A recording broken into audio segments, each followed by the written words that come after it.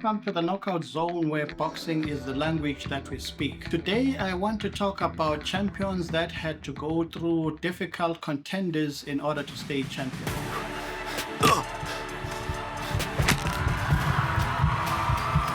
The Knockout Zone. And here I'm talking about the great Muhammad Ali, who had to fight dangerous opponents, powerful opponents, in order for him to stay champion. You know, Muhammad Ali is standing at 6'3" and having this unorthodox style of boxing as a heavyweight. One amazing thing about him is that he wasn't a power puncher at all, but nonetheless he stayed champion. Remember when he fought for the world championship fight against Sonny Liston? He came in there as an underdog, and Sonny Liston was someone who could break your bones with his punches, and everybody thought that Muhammad Ali was taking a great chance to go against someone who had knocked out opponents in a dangerous fashion. He had knocked out people like Floyd Patterson, and people thought that Muhammad Ali would suffer the same fate as well. But amazingly, he was able to outmaneuver Sonny Liston and claimed the heavyweight championship. And from that point going forward, he had to fight amazing, dangerous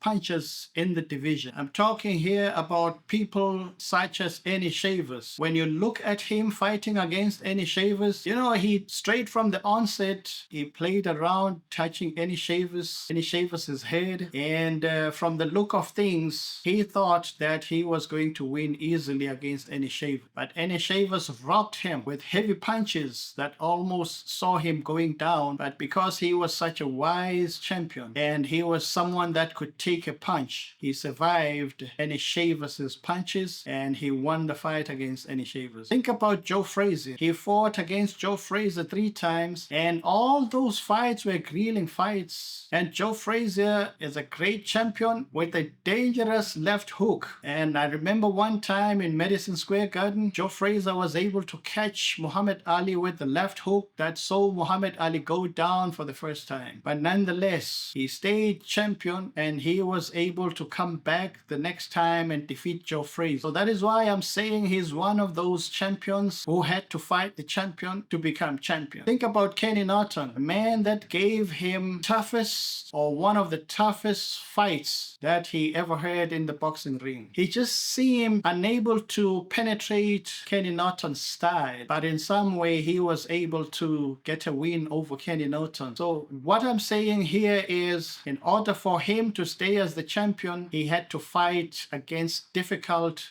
or let me say most difficult opponents. Think about Big George Foreman in their famous fight in Africa, the Rumble in the Jungle in Zaire. Everybody thought that Big George would knock Muhammad Ali out because Big George was one of the heaviest punchers that boxing had ever seen. And he had annihilated boxers that had given Muhammad Ali a tough time during their fights. I'm talking here about fighters like Joe Frazier and Kenny Norton. Those two, like I've just said, they gave Muhammad Ali a run for his money. And Big George just came and destroyed them easily. So it became apparent to most boxing fans that George Foreman would just walk through Muhammad Ali, and considering that he wasn't a hard puncher at all, but nonetheless, he was able to outbox George Foreman, or let me say he was able to absorb George Foreman's punches, doing what he called the rope-a-dope, and then ultimately he was even able to knock him out in the 8th round. So Muhammad Ali, in order for him to stay as champion, he had to go a tremendous uphill of difficult opponents. Now he had to fight a different fighter this time, Leon Spinks. Leon Spinks, we know that